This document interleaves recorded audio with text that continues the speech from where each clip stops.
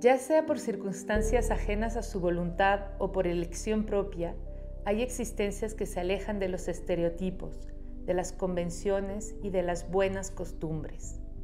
Estas vidas se rigen según otras leyes, otras lógicas, echan raíces y evolucionan en los lugares menos propicios y en condiciones inimaginables. Este mes, la revista de la Universidad de México quiere rendir homenaje a esos seres peculiares, poner de manifiesto lo valiosas que pueden resultar sus biografías y los legados de ingenio y belleza que algunos de ellos han dejado. Nuestra edición abre con 4 poemas de Alda Merini, escritora italiana internada durante un largo periodo de su vida en un hospital psiquiátrico de Milán. Eduardo Montañera Anguiano nos cuenta su infancia en Chipilo, Puebla, y describe la sensación de aislamiento cultural y lingüístico que lo acompañó durante sus primeros años. En la figura de Juan Ruiz de Alarcón, Margarita Peña aborda el tema de la deformidad y cómo desde hace siglos los excluidos por sus características físicas han encontrado en el arte la manera de reivindicar su existencia. El médico y escritor Jesús Ramírez Bermúdez reflexiona sobre esa enfermedad del alma conocida como melancolía. La discriminación de género es otra de las causas comunes, pero no menos escandalosas de marginación. Gabriela Frías Villegas, investigadora de nuestra universidad, hace un breve recuento de las mujeres que, a pesar de ser brillantes, la han sufrido en el ámbito de las ciencias. Desde el bullying en las escuelas hasta en las más altas esferas académicas, nuestras sociedades elitistas y uniformizantes relegan a personas de inmenso talento únicamente por ser distintas o desmarcarse de las normas que impone la sociedad. Los marginales resultan ciertamente inquietantes y perturbadores. Al defender sus diferencias, nos confrontan, no siempre de manera voluntaria, con nuestra propia anormalidad. Ante este abanico de hombres y mujeres singulares, pero fulgurantes, nos damos cuenta de que somos nosotros, los que excluimos, quienes más perdemos en esta dinámica discriminadora. Muy buenas noches. Estamos con Gabriela Frías del Instituto de Ciencias Nucleares de la UNAM y galardonada con el reconocimiento Sor Juana Inés de la Cruz por su labor en comunicación de la ciencia.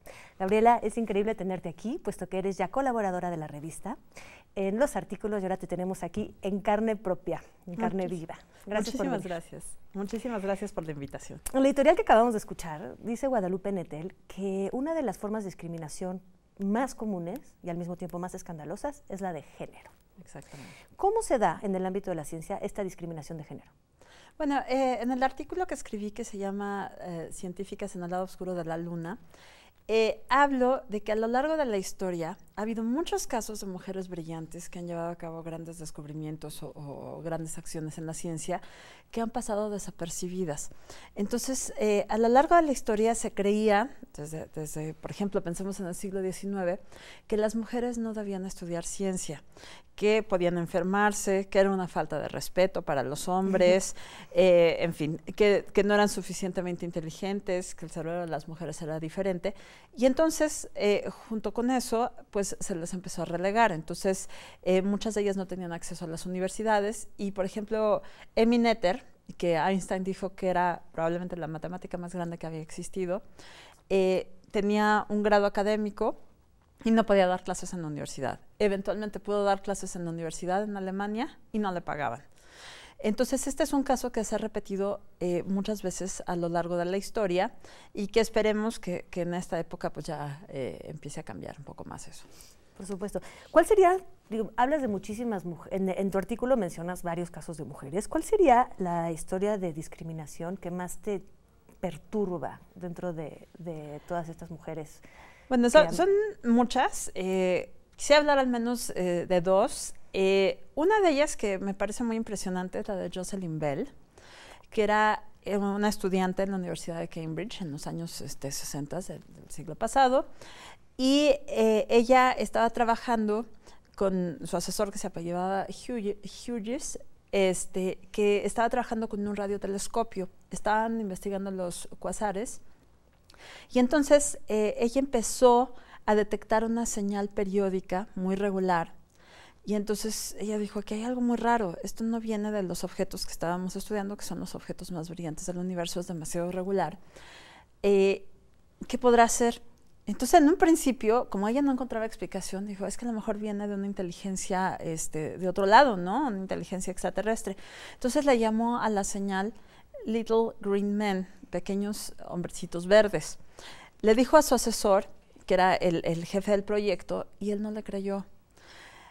Poco después, ella encontró otra señal en otro lado, en otra dirección, en el espacio, y se dio cuenta que acaban de encontrar algo que ahora se llama estrellas de neutrones o pulsares.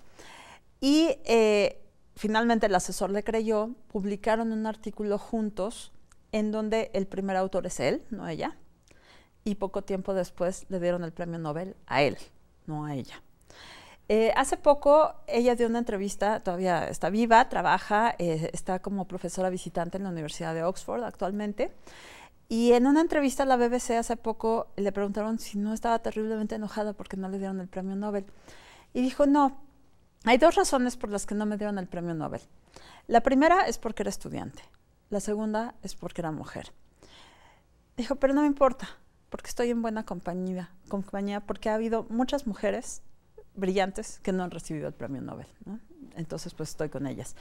Ese es uno de los casos que me parece... Bueno, qué bueno que todavía no estaba de moda los programas sensacionalistas, porque con los Little Green Men, ¿no? Sí. Los hombrecitos verdes, ahí sí eso hubiera tenido muchísima más prensa y hubiera sido mucho más difícil esconder claro. este hallazgo. Imagínate en las redes sociales una cosa así ahora.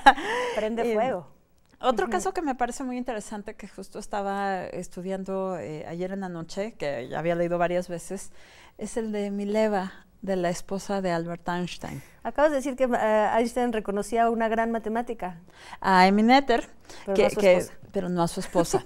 Él conoció a su esposa cuando eran estudiantes y ella ya era una matemática que había estudiado mucho tiempo, era muy buena en lo que hacía y ellos se convirtieron, bueno, en pareja, pero también eran una de estas parejas, digamos, como Pierre y Marie Curie, que colaboraban. Pero a diferencia de Pierre y Marie Curie, no siguieron colaborando, porque Einstein publicó 3 artículos muy importantes en lo que se llama su año maravilloso, el año milagroso en 1905, que cambiaron la historia de la física. Y después de eso, relegó a su esposa al papel de madre, e incluso le dio una serie de instrucciones que tenía que seguir, por ejemplo, que ella tenía que mantener su ropa limpia, que tenía que servirle la comida, que no podía molestarlo, ¿Pero etcétera, fue un cambio etcétera. de actitud? O sea, no... Pues yo creo que, yo estaba leyendo algunos críticos de estas, sobre todo lo que se ha encontrado en las cartas, porque en un principio ella colaboraba con Einstein, sobre todo en sus trabajos sobre relatividad, y hablaba de nuestro trabajo. De hecho, en una carta decía, gracias a nuestro trabajo, mi esposo se va a hacer famoso. Fíjate qué fuerte, ¿no? Lo que dicen algunos de los críticos es que no se sabe hasta qué grado influyó ella en el trabajo de Einstein. Se habla mucho de que Einstein no era tan bueno haciendo cuentas, ¿no? O las ecuaciones más matemáticas, digamos, las matemáticas de eso. No se sabe muy bien a ciencia cierta. Se sabe también que Emmy Noether estuvo trabajando con él en algunos momentos. Pero lo que sí es cierto es que tenían una colaboración y no se sabe hasta dónde influyó Mileva. Lo que creen algunos de los críticos es que, bueno, él se empezó a volver famoso y pues entonces decidió que ella tenía que ser la que cuidaba a los niños, la madre, la que cuidaba la casa, y él se iba a dedicar a la física, ¿no?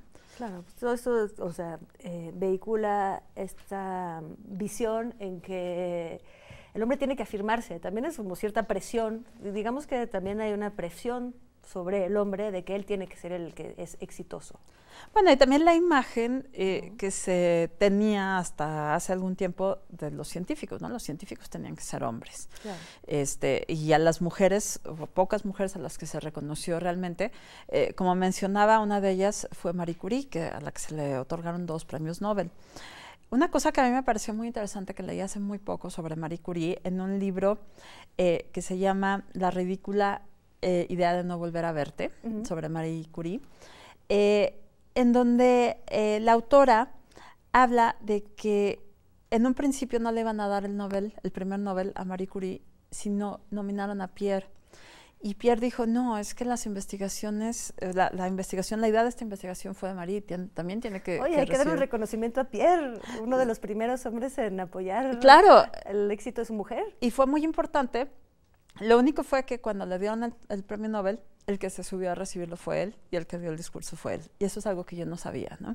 Entonces siempre estaba esta idea de que si hay un hombre y una mujer en una investigación científica, se reconocía a... ¿Qué opinión te merece? Así, te voy con una dicho que detrás de todo gran hombre hay una gran mujer. Bueno, yo creo que en muchos casos es cierta, pero también creo que en muchos de esos casos la mujer no se reconoce, ¿no? Uno ve, bueno, no sé, gente como los presidentes, ¿no? Que tienen, no sé, yo estoy pensando como en Obama y en Michelle Obama, ¿no? Que hicieron estas digamos, uniones muy importantes. Pero creo que ha sido cierto en muchos casos, y también creo que en muchos casos la labor de las mujeres, como el caso probablemente de Mileva, tuvieron mucho más que ver que lo que se reconoce en el éxito de su marido, ¿no? Sí, a mí me parece a veces un poco sexista. Habría que ver si detrás de toda gran mujer hay un gran hombre, que creo que a veces también hay alguien que apoya detrás. Sí, bueno, hay muchas veces eso, o también detrás de una gran mujer hay otra gran mujer que la impulsó. Yo quisiera también... Eso que, fíjate que justo me lo cuestionaba leyendo tu artículo. Siempre que hablamos de todas las matemáticas que mencionas, de esta gran mujer inglesa que fue la de la idea de las tarjetas perforadas para la computación, ¿no? Que trabajó con Charles Babbage, que yo nada más conocía a Charles Babbage, por cierto, no había obviado el nombre de la mujer asociada, están todas asociadas con un hombre. O sea, no hay un grupo de científicas anónimas. O sea, digamos que las matemáticas que hicieron el cálculo para que pudiera dar órbitas, ¿no? Para que el primer hombre pudiera orbitar la Tierra. Las mujeres que eran esposas, las mujeres que se asociaron con tal. ¿Hay algún caso de mujeres, solo haya mujeres en la historia? No, pero bueno, debe haber algunos, digamos, por ejemplo, podemos pensar en Sophie Germain, que fue una gran matemática en el siglo XIX, y tuvo que empezar a firmar con un seudónimo masculino, Monsieur Leblanc, para publicar sus textos. Ella está asociada con Gauss porque él era con el que tenía correspondencia. Carl Friedrich Gauss, uno de los grandes matemáticos de todas las épocas, que no sabía que ella era mujer. Entonces, en ese sentido, es una mujer que luchó sola por llegar a un lugar, pero usando un seudónimo masculino. Ahora, estaba pensando en el caso de Ada Byron, que mencionaste hace un momento, que fue básicamente la madre de la computación moderna. O sea, a mí me parece increíble que no se le reconozca más, porque ahora tenemos computadoras en todos lados, traemos una computadora en el bolsillo. Ella fue realmente la creadora del software moderno, de la idea de la computación moderna. Ella tenía ideas visionarias. En el siglo XIX ella pensaba que estas máquinas analíticas que en un principio se pensaron para hacer cálculos, pues realmente en el futuro podrían servir para pintar, para oír música, tener muchas más funciones que son las computadoras de ahora. Lo que quería mencionar es que detrás de Ada Byron hay una gran mujer, su madre, Annabella. Annabella Milbank fue una matemática. De hecho, le llamaban en la época la princesa de los paralelogramos. Ella estuvo casada con un poeta muy famoso, Lord Byron, que era como el rockstar de la época, y entonces se enamoraron, un poco polos opuestos, pero Byron salía con todo el mundo. De hecho, tuvo un amorío con su propia hermana, hermanastra, y entonces en medio del escándalo dejó a Annabella con una nena. Vamos a detenernos en medio del escándalo para dejar a todo el mundo muy picado. Nos vemos después de este pequeño corte. No se vayan. Escándalo.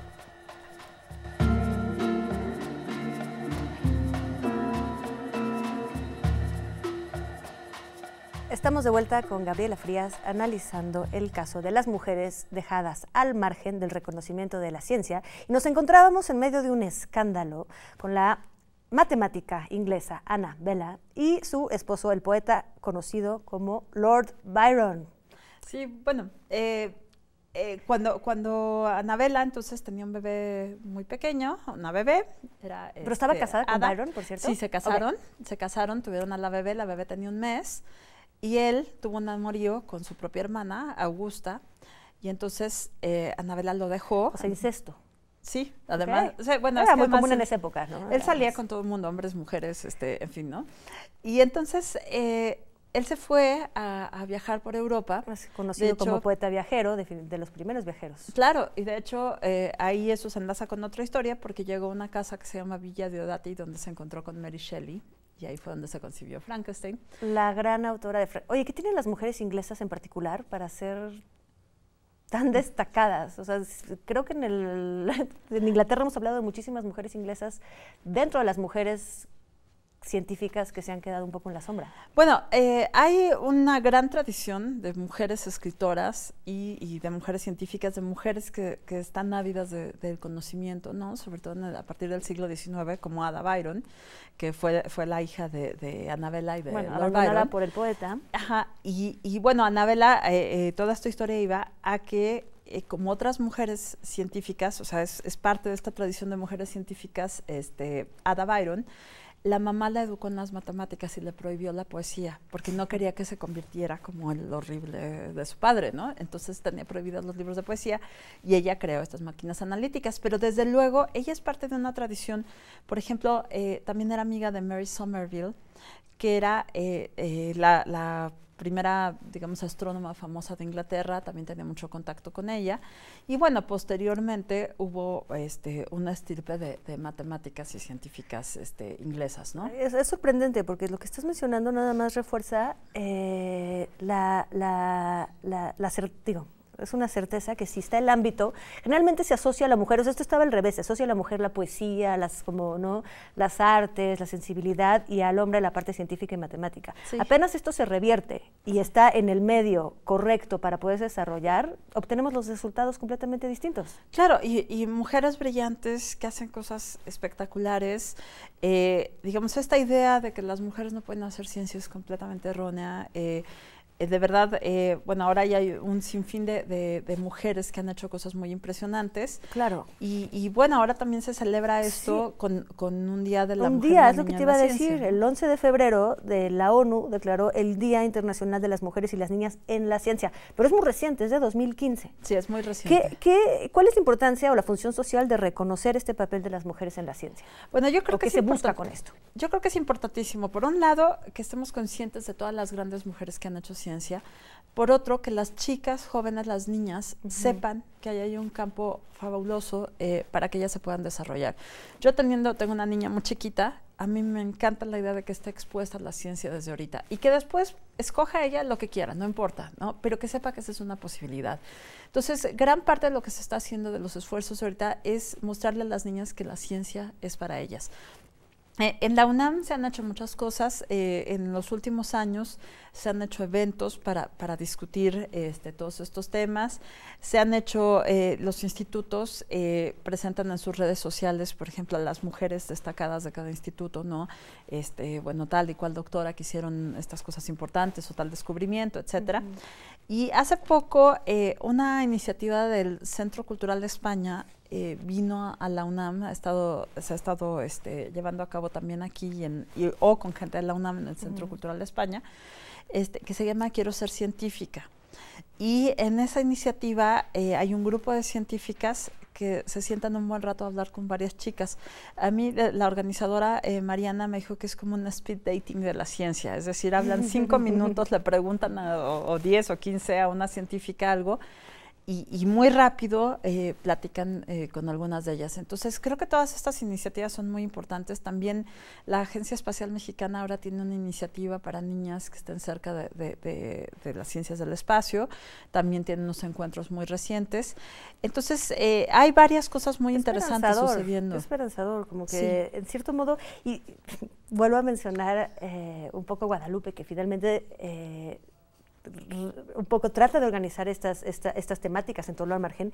Ella dice muchísimo que ante el abanico de hombres y mujeres singulares, pero brillantes, la cito, que han quedado en la sombra, somos nosotros quienes excluimos los que más perdemos, ¿no? Claro. En esta dinámica discriminadora. Nos estamos perdiendo quizás de muchísimas invenciones y avances que podrían resolver N cantidad de problemas que podrían resolver muchos problemas y que también nos podrían mostrar cosas del universo que no conocíamos. Claro. Las mujeres científicas están inmersas en esta enorme emoción por conocer lo que les rodea, por conocer el universo, por conocer a los seres que lo habitan, o a lo mejor los seres que podrían habitar otros planetas, ¿no? Como las mujeres astrobiólogas. Yo creo que nos perdemos de mucho, nos perdemos de saber todas estas cosas impresionantes, nos perdemos de saber estas historias de mujeres aventureras, de mujeres científicas. En mi artículo también hablo de la primera astronauta de la historia, mujer, bueno, la primera mujer que salió al espacio, Valentina Tereshkova. Todos oímos por ejemplo, de Yuri Gagarin, ¿no? El primer hombre que salió al espacio. ¿Y las mujeres? Es verdaderamente impactante, además, que hay pocas mujeres comparativamente que han salido al espacio, de 580 y tantos hombres, más o menos 53. ¿Tiene que ver por capacidad de adaptación o también hay un prejuicio de Yo creo que es un prejuicio, porque en los estudios que se han hecho, generalmente las mujeres salen mejor, tienen más resistencia a las condiciones extremas del espacio. Y sin embargo, los que se han enviado son a los hombres. Y no faltan candidatas, me imagino. No, bueno, hay muchísimas mujeres que quieren ir al espacio, pero muchas de ellas pues no llegan. Yo creo que por cuestiones más políticas que de capacidad. De hecho, mi propia madre concursó en ¡qué maravilla! El concurso civil que hubo Ajá. para ir el mexicano que iba a ir al espacio. ¡Ay, qué maravilla! Claro. Es una, sí, una, pues es que, y yo quería de niña también hacerlo. es una gran historia. Gracias a ese concurso, también las niñas, y que había una mujer incluida, de hecho mi madre fue la finalista, mujer, sí, por supuesto que te abre a querer tú también ver que es posible hacerlo y que podrías, si quisieras. Claro, y bueno, no es que las niñas tengan que escoger eso. Yo sí quiero educar a mi hija, que ahorita todavía es muy chiquita, en la idea de que el pensamiento científico es muy importante, pero que también le va a servir para cualquier cosa que haga en la vida.